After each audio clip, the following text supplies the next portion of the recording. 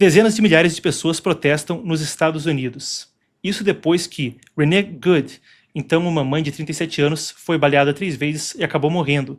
Ela estava protestando contra uma ação da ICE, a Autoridade de Imigração e Aduana dos Estados Unidos, que, de certa forma, é a polícia, então, das deportações de Donald Trump, melhor dizendo.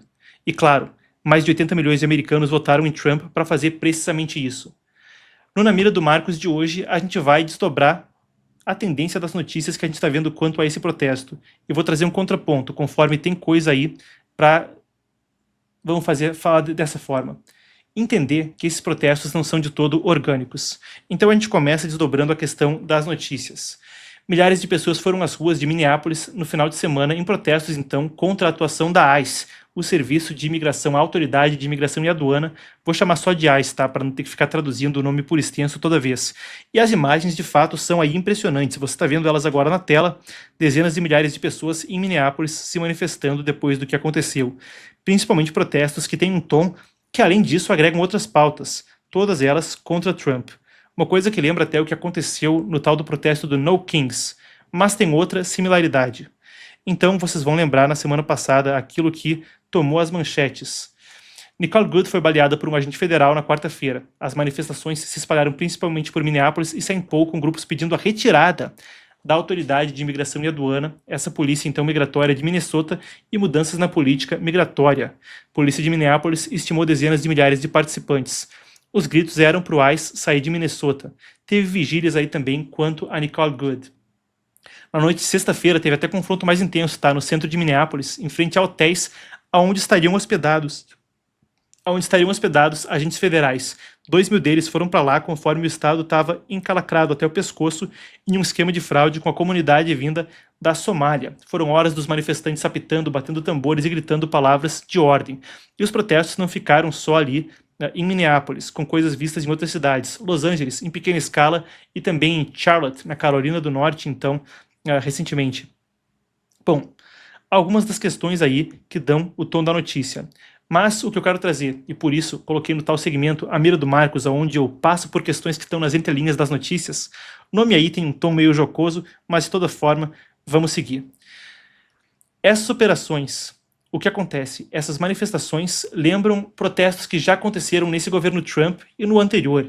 Depois da morte de George Floyd, também foi coisa do gênero, e muita gente falava que essas manifestações poderiam, então, ser mesmo um novo capítulo de Black Lives Matter, análogo ao que aconteceu no primeiro governo Trump. Nas outras manifestações que houve esse ano, primeiro lá em Los Angeles, na Califórnia, depois o protesto No Kings, principalmente em Chicago, mas também em dezenas de cidades pelo país, havia uma questão. E aí que essas manifestações se parecem em outro aspecto com o Black Lives Matter e com as manifestações No Kings que aconteceram mais cedo nesse ano.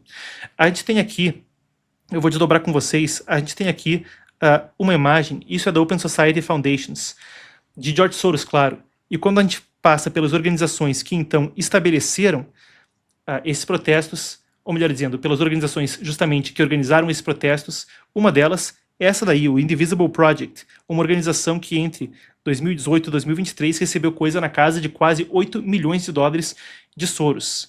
Uma coisa que sequer é teoria da conspiração, ou sequer é aí uma informação sigilosa que a gente obteve com exclusividade, mas coisa que está publicamente disponível no website da Open Society Foundations que você está vendo aqui do lado.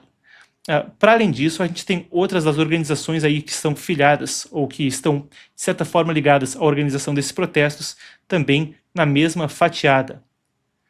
A gente pode passar aí por uma matéria do New York Post, que foi a fundo a respeito do assunto e noticiou primeiro a respeito dessa questão. Segundo a reportagem, o Indivisible Twin Cities, indo do inglês para o português muito rápido, pessoal. O Indivisible Twin Cities tem um histórico, então essa organização Indivisible que estava organizando e que recebeu esse dinheiro dos Soros até 2023, tem um histórico com outras causas, como o protesto No Kings. Se eu comparava e falava que tinha similaridades, o financiamento parece ser uma delas.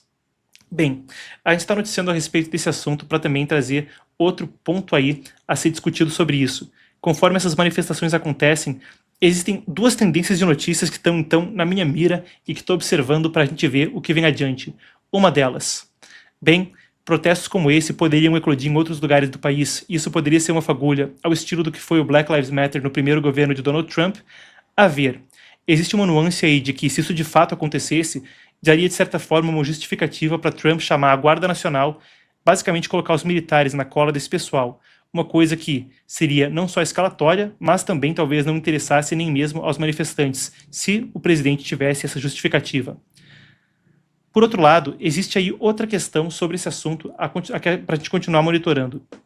Trump estava querendo mesmo prender gente da Open Society Foundations, gente ligada ao bilionário progressista, o bilionário que financia causas do tipo George Soros. Ele queria fazer isso com a RICO Act, a lei antimáfia dos Estados Unidos, falando que, ora, se os manifestantes estão sendo pagos para fazer isso de forma concertada, e isso acontece com redes e articulações, basicamente isso poderia se enquadrar na lei de categoria antimáfia dos Estados Unidos, e levar a gente assim pela cadeia por associação criminosa nesse modelo. Bem, basicamente, se os protestos acontecem desse jeito, isso poderia dar munição para o presidente americano ter essas coisas à disposição. A ver se seria algo possível dessas manifestações ganharem tração antes das eleições de meio mandato que vem aí para o Congresso.